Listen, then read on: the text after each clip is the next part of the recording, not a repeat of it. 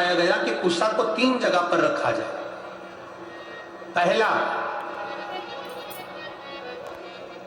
अपने घर के दरवाजे में जहां से अपन प्रवेश करते हैं, उस प्रवेश के द्वार के प्रवेश द्वार से कुछ दूरी पर कोई फोटो लगा हो, कोई चित्रपट लगा हो, कोई जगह हो ऐसी जहां तुम कुशा को अंदर प्रवेश करते समय कुछ दूरी पर उस कुशा को आप राइट भाग की ओर रख दें। घर में प्रवेश करते हैं, उस द्वार से कुछ दूरी पर डाक कुशा रख सकते।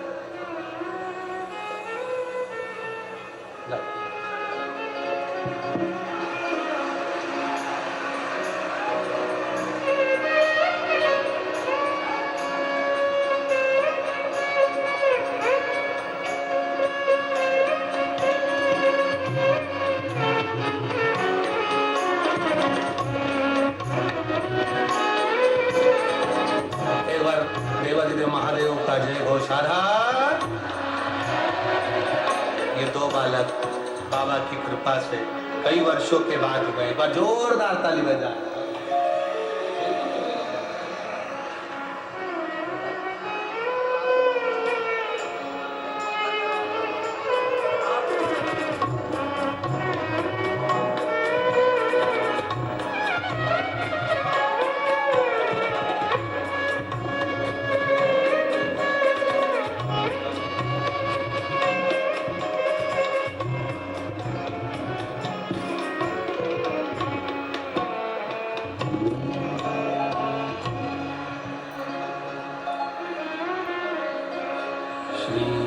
शिवाय नमस्तुभ्यं, श्री शिवाय नमस्तुभ्यं। खड़े नहीं हो गए, इसको बोलने के समय पर बैठे बैठे आपको जाप करना है। बैठे बैठे, खड़े होकर नहीं। श्री शिवाय नमस्तुभ्यं, श्री शिवाय नमस्तुभ्यं,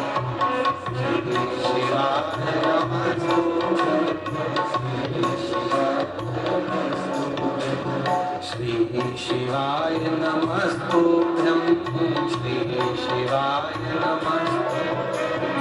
नमस्तुभ्यं,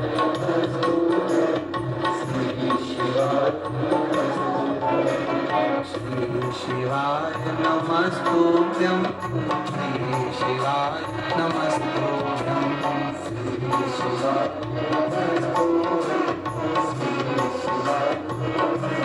श्री शिवाय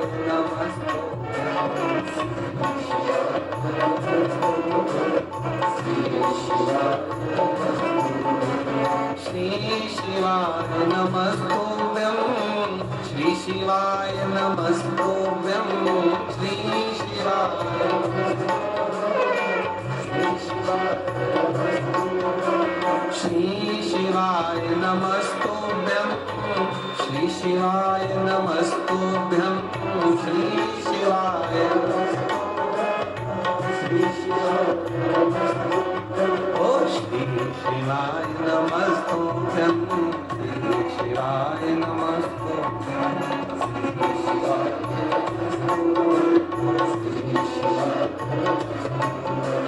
श्री शिवाय नमस्तुभ्यं, श्री शिवाय नमस्तुभ्यं।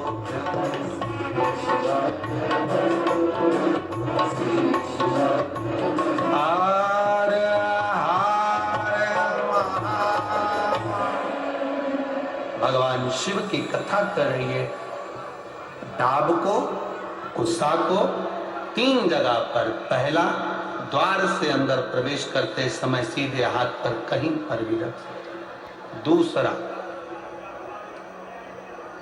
पूजन का जो स्थान, पूजन की जो जगह, वहां अगर कुशा नहीं रख सको तो कुशा का आसन जरूर। अगर कुशा नहीं रख सकते तो कुशा का आसन जरूर। तीसरा,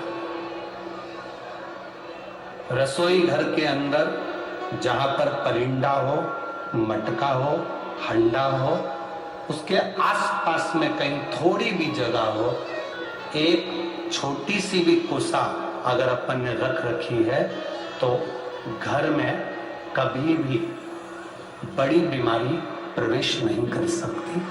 एक कुसार भी अगर हमने रखी है, एक दाग भी हमने रखी,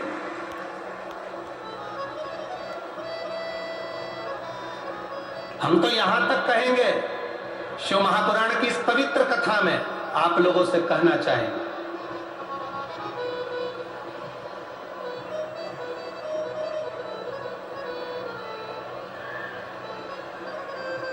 कभी कभी इस पवित्र कथा में अगर आप लोग स्मरण करेंगे तो कभी जिंदगी में आप कोई बड़ी जांच कराने के लिए जा रहे हो कि डॉक्टर ने बोला है कि इनको ये बीमारी हो रही है, इनको ये रोग हो रहा है, इनको ये तकलीफ, आप डॉक्टर को दिखाओ, जांच कराओ, डॉक्टर दवाई दे, उसको खाओ। डॉक्टर भी शंकर का एक रूप है।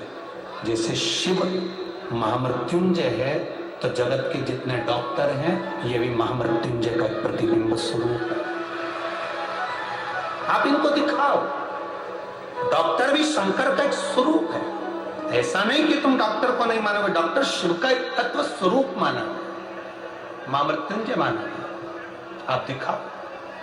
पर यहां शास्त्र कहता है, शिव महापुराण की कथा वर्णन करती है, जब तुम जांच कराने के लिए जा रहे हो, तुम्हें लग रहा है कि डॉक्टर ने बोला है कोई बड़ी बीमारी है, गठान है, और ये गठान, ये गांठ गर्भाशय में आ गई, ये गांठ कहीं शरीर में आ गई, और तुम्हें लग रहा है कि ये तकलीफ देगी और जांच के लिए जाएगी। उसके पहले जब आप डॉक्टर की जांच कराने के लिए जाओ, उसके पहले कुशा का जल, अगर महादेव जी की जो जलाधारी होती है,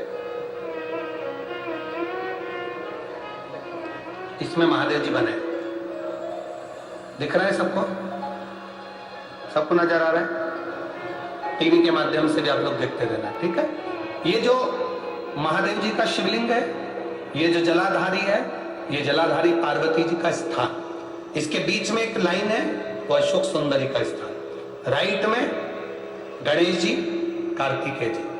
शिवलिंग के ऊपर जो जलाधारी रहती है जिसमें से बूंद बूंद पानी टपकता है, ये शंकर भगवान की 5 लड़कियां, जया, विषहरा, शामलीवारी, दौतली, देव, शिव जी की 5 बेटी। जब तुम्हें लग रहा है कि कोई बड़ी बीमारी हमारे शरीर में प्रवेश कर रही है और डॉक्टर कह रहे हैं कि इसकी जांच होगी, उसके पहले कुशा का जल, डाब का जल, ये अशोक सुंदरी का स्थान जहां पर है और शिवलिंग का जो स्थान है, इसके बीच में जो जगह खाली पड़ी रहती है, इस स्थान पर अगर हम कुशा का जल, डाब का जल चढ़ा देते हैं और उस जल को उस स्थान पर जहां तुम्हें लग रहा है कि इसकी जांच होने जा रही है, उस स्थान को लगाकर जांच के लिए जाते हैं, कभी जिंदगी में बड़ा रोग प्रवेश कर ही नहीं सकता।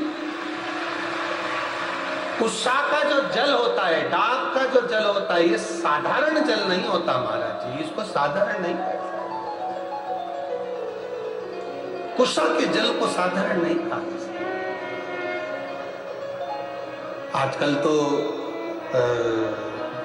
कपड़े के आसन आ गए। मेरी बुजुर्ग माता यहाँ पर बैठी हैं, बुजुर्ग अगर कोई बैठे होंगे तो उनको मालूम होगा, आजकल तो कपड़े के आसन आ गए। पहले ब्राह्मण को जो आसन दान दिया जाता था वो कुशा का दिया जाता था। बोलो री माताओं, सही है कि गलत है? पहले 3 चीजें बड़ी विशेष होती थी। ब्राह्मण को दान करने के लिए कुशा का आसन होता था।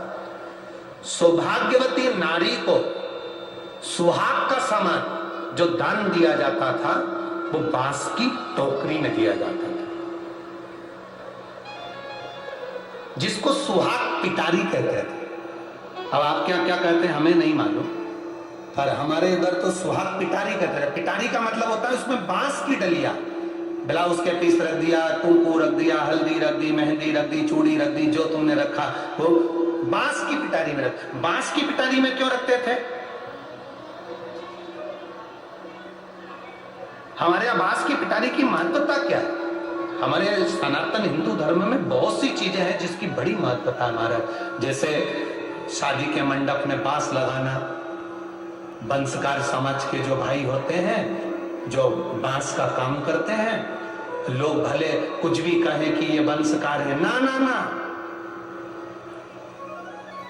शिव महापुराण की कथा कहती है वंशकार बांस की डलिया का निर्माण करता है। जैसे बांस कभी समाप्त नहीं होता, लगा हुआ बांस में से बांस कटता जाता है, बांस फूटता जाता है, बांस कभी समाप्त नहीं होता। जिसमें से पैदा हुआ फिर होगा, उसको काट लो फिर होगा। उसी तरह वंशकार समाज जो बांस की डलिया का निर्माण करती है, वो वंशकार समाज बांस की डलिया इस भाव से बनाती है कि जिसके यहाँ शादी में जाए, सुहाग पिटारी में जाए, उसका सुहाग खूब बाबा कृपा बनाकर रखे, उसका वंश खूब बढ़े। अब लोग वंशकार, आजकल राजनीति के अंतर्गत चलते चलते तो हम क्या बोलें, बस बोल नहीं सकते, क्योंकि राजनीति के अंतर्गत सारी समाजों को तोड़ दिया गया है। ये समाज का है, वो समाज का है, वो समाज का है। पर शिव महापुराण की कथा कहती है ब्रह्मा जी के द्वारा प्रकट हुए मनु और शत्रुपा, इन मनु शत्रुपा की आप और हम सब औलाद हैं। कौन ब्राह्मण, कौन क्षत्रिय, कौन वैश्य, कौन शूद्र, ये सब भगवान की औलाद हैं। इनमें कोई भेद नहीं होना चाहिए, सब एक होना चाहिए। पर थोड़ी सी राजनीति, थोड़ी सी वोट के चक्कर में लोगों ने अपने अपने समाजों को तोड़ दिया। गलत है। ये शिव पुराण रखी है, 1 2 3 4 ब्राह्मण, क्षत्रिय, वैश्य, शूद्र, 4 पाए पर ये पोथी रखी है। उसी तरह हमारे ब्राह्मण, क्षत्रिय, वैश्य और शूद्र, ये 4 भारत के वो स्तंभ हैं जिस पर ये पूरा सनातन धर्म टिका हुआ। ये 4 ऐसे स्तंभ हैं जिस पे पूरा सनातन धर्म टिका हुआ है। पर वोट के चक्कर में, राजनीति के चलते हुए आज इन सनातन धर्म को तोड़ने के लिए लोगों ने विचार कर लिया सनातन धर्म ऐसे नहीं टूटने वाला। तो सबसे पहले लोगों ने कहना चालू करा अगरबत्ती लगाना बंद करो, क्योंकि अगरबत्ती में बांस होता है। थोड़े दिन के बाद ये तुम्हारी अगरबत्ती छुड़ा के तुम्हारे हाथ में मोमबत्ती पकड़ा देंगे और कहेंगे तुम्हारा बाप यही है, अब इसी को भजो, सनातन धर्म को भजना बंद करो। पर शास्त्र रीति कहती है, हमारा सनातन धर्म कहता है ब्राह्मण, क्षत्रिय, वैश्य, शूद्र, ये चारों एक स्तंभ है सनातन धर्म के। ये हमें कितना भी कोई तोड़े, पानी को डंडे से मारने से पानी अलग होता है क्या? अरे बोलो तो लीजिए, नहीं होता।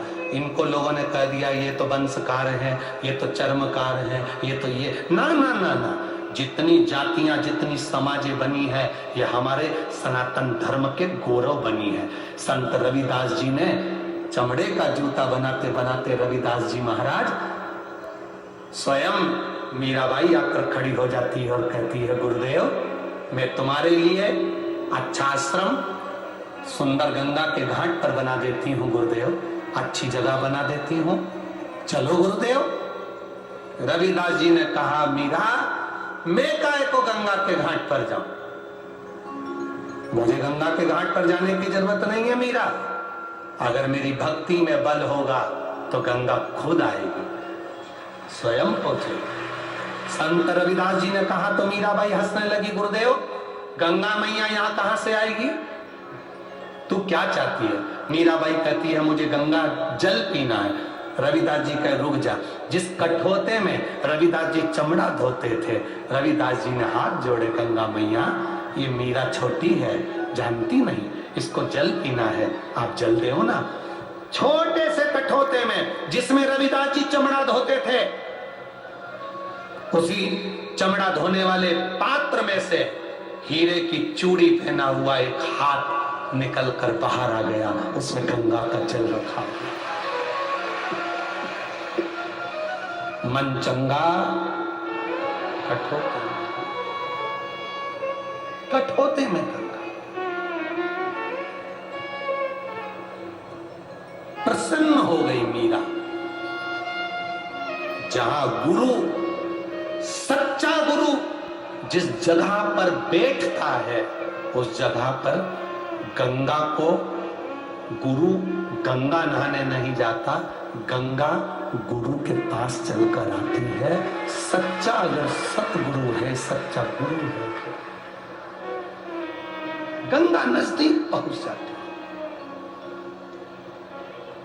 सत्य है आपके पास में। आपको हमने पहले कथा में कहा, आज फिर कह रहे हैं, जो शंकर का भक्त होता है, शिव को एक लोटा जल चढ़ाने वाला होता है, बिना दिखावे के जो भगवान की भक्ति करने वाला होता है, उसे भगवान को नहीं ढूंढना पड़ता, भगवान उसे ढूंढता है। आपको नहीं ढूंढना। दुनिया के लोग कितने भी तोड़ दें तुमको, कितने ये ब्राह्मण अलग है, क्षत्रिय अलग है, वैश्य अलग है, शूद्र अलग है, सब अपने अपने भाव से अपना अपना गढ़ बनाकर कहें, ना ना ना ना, गुलाब जामुन खाओ चाहे रसगुल्ला खाओ, इमरती खाओ चाहे जलेबी खाओ, जाति पेट में ही है। बोलो सही है कि गलत है? ब्राह्मण हो, क्षत्रिय हो, वैश्य हो, शूद्र हो, आखिरी में जाना उसी के पास है। हो सकता है कोटा वासियों के लिए जलेबी का डिपार्टमेंट अलग, गुलाब जामुन अलग जा रही हो, रसगुल्ला अलग जा रहा हो। हमारे उधर तो ऐसा नहीं होता। हमारे यहाँ तो गुलाब जामुन खाएंगे तो भी पेट में जाएगी, रसगुल्ला खाएंगे तो भी पेट में जाएगा। जाना एक ही जगह है। तुम जीते जी मानो तो भी वही है, और मरने के बाद मानो तो भी वही है। सत्यम शिवम सुंदरम में